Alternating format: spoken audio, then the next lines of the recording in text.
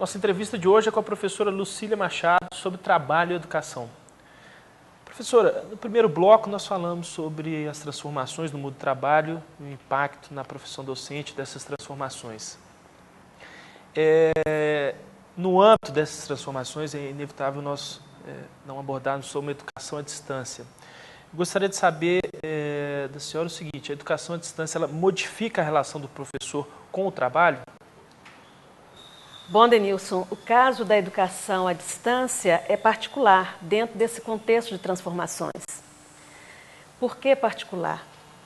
Porque muda radicalmente a organização do processo de trabalho do professor. Você tem uma divisão técnica do trabalho, em que dele participam diferentes profissionais. As funções docentes são divididas e atribuídas a profissionais distintos. Portanto, você tem riscos para, vamos dizer assim, criar categorias de docentes com menor valor, menor remuneração e condições de trabalho desregulamentadas. E você tem também riscos do ponto de vista de perda da unidade do trabalho docente, a partir do momento em que você divide as funções de concepção, de execução, de supervisão. Você tem, por exemplo, uma categoria que são os tutores, que eles não são concebidos, não são classificados como docentes, e cujo trabalho é completamente desregulamentado. Não tem regulamentação sobre questões de horários, número de alunos por professor, com relação ao uso dos seus equipamentos, que muitas vezes são pessoais, ao espaço em que ele trabalha, muitas vezes em casa, tempo, dilatação da jornada. Podemos deduzir daí que a legislação trabalhista então não protege esses profissionais? A legislação trabalhista hoje, ela está dentro do quadro de uma educação presencial.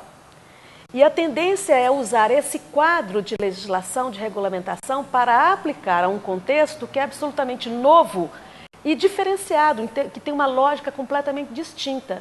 Então, seria necessário criar instrumentos de regulamentação para esta forma de trabalho docente. Porque o teletrabalho docente, ele implica numa outra forma de trabalhar e pode ocorrer processo de superexploração, de intensificação do trabalho, né, de dilatação do trabalho para espaços, inclusive da vida pessoal, familiar, íntima do professor, tornando, portanto, a diferença entre trabalho e lazer sem fronteiras, essas duas realidades sem fronteiras. Então, é uma questão que exige pensar numa forma de regulamentação, sim. Mesmo porque está expandindo muito, está crescendo bastante. Os que mais cresceu ultimamente. E com muita intensificação do trabalho. O que é intensificação? Você fazer mais no mesmo tempo. Então, o mesmo professor consegue dar atenção a um número muito maior de alunos, né, pelo processo de educação à distância. E em termos de políticas públicas, professora, o que pode ser feito para a gente evitar a precarização das condições de trabalho dos professores? Bom, primeiro, você tem várias frentes nesse contexto. Não só para o trabalho do docente, mas também do ponto de vista de melhor condições das escolas, oferecerem também uma educação de melhor qualidade. Porque você não pode também individualizar esse problema. O professor está dentro de um quadro de relações e de relações institucionais. Então, é necessário ter maior investimento em educação, investimento hoje que também é de outra ordem, porque implica em fornecer às escolas condições, equipamentos, recursos que possibilitem trabalhar com essas tecnologias, portanto, garantam conectividade para as escolas, para os professores e para os alunos. Se você pensar bem, hoje municípios distantes do Brasil hoje estão completamente ausentes, né, dessa possibilidade de conectividade. Então, é necessário esse processo de democratização que já facilita muito a vida do professor. Ele ter condições de trabalho e para isso envolve investimentos educacionais, envolve mudar, melhorar a qualidade dos materiais educacionais e também investir na formação do professor, numa formação continuada. E nesse contexto de transformações, qual que é a importância da organização sindical dos professores? Bom, é muito importante, porque agora ela precisa ser atualizada, né? O sindicato precisa de acompanhar esse processo e conseguir articular respostas para esse contexto. Eu acho que esse contexto apresenta problemas novos, como nós falamos, mas também apresenta oportunidades, do ponto de vista de nós nos inserirmos dentro de uma rede, de uma articulação mundial, que hoje luta por uma sociedade planetária, por uma globalização solidária, por um desenvolvimento sustentável. Então, o papel do sindicato é muito importante no sentido de impedir que a educação se torne em mais uma destas mercadorias comercializadas globalmente, né, com um sentido meramente mercantil, e pensar também que é muito importante não só pensar o presente e o futuro, mas recuperar as lições do passado. Quais seriam essas lições aí para a gente tentar finalizar? A unidade, a combatividade, a segurança em relação aos propósitos, de democratização dos bens que a humanidade produziu em termos de conhecimento, ciência, cultura. Então, esse vínculo com o processo de transformação da sociedade, numa perspectiva de uma sociedade igualitária, justa, fraterna, solidária e, por que não, internacional. Ótimo. Professora Lucília, eu agradeço a participação da senhora aqui no nosso programa. Eu que agradeço. Eu gostaria, inclusive, de convidar a todos os telespectadores que compareçam, especialmente os professores, nossos professores, colegas, que compareçam ao 10º Consimpro, que começa na próxima semana.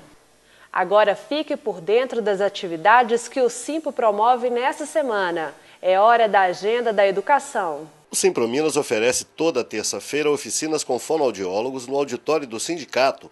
Professores e professoras recebem auxílio especializado para a prevenção, avaliação e diagnóstico de distúrbios relacionados ao uso desse precioso instrumento de trabalho. As inscrições podem ser feitas pela internet. É só mandar um e-mail para saude@simprominas.org.br ou ligar para 31 15 30 34. O Cineclube Joaquim Pedro de Andrade exibe no próximo dia 28, quarta-feira, às 19h, o último filme da série em homenagem ao mês do trabalho. Norma Rae, dirigido por Martin Ritt, mostra uma mãe solteira que trabalha junto com os pais numa indústria têxtil dos Estados Unidos na década de 70. O filme será comentado pelo advogado Marcelo Santoro e pela professora Ercília Levi. O Cineclube Joaquim Pedro de Andrade fica na rua Tupinambás, 179, 14º andar, no centro de Belo Horizonte. No dia 17 de maio, a diretoria do Simprominas realizou uma reunião ampliada. A campanha salarial e os preparativos para o 10º Consimpro foram alguns dos temas debatidos. Como convidado, participou o professor da Unicamp, Anselmo Luiz dos Santos, que falou sobre o cenário econômico do país. O tema central foi a política econômica do governo e suas implicações no cotidiano dos trabalhadores da educação. Eu acho que nós precisamos romper essa estrutura clientelista, patrimonialista, né, corrupta, um Estado de modelo irracional, inchado. Projeto Nacional de Desenvolvimento com investimento em infraestrutura, em metrô, em transporte, em modernidade. O convidado foi o professor da Unicamp, Anselmo Luiz dos Santos, que criticou a política de juros do Banco Central. Um país que tem uma política que tem provocado alguns ganhos modestos para os trabalhadores, enquanto que a elite financeira, os bancos, os especuladores, os investidores têm ganhado, nos últimos anos 100%, 200% de lucro. E os trabalhadores têm aí nos últimos anos acumulado ganhos de reais de 1,5%, 2% e alguns nem isso. Chegamos ao final de mais um programa, mas voltamos no domingo que vem. Você pode participar do Extra Classe através do e-mail comunicação@simprominas.org.br. Outras informações em nosso portal. Anote o endereço: www.simprominas.org.br. Para você um ótimo domingo e até semana que vem.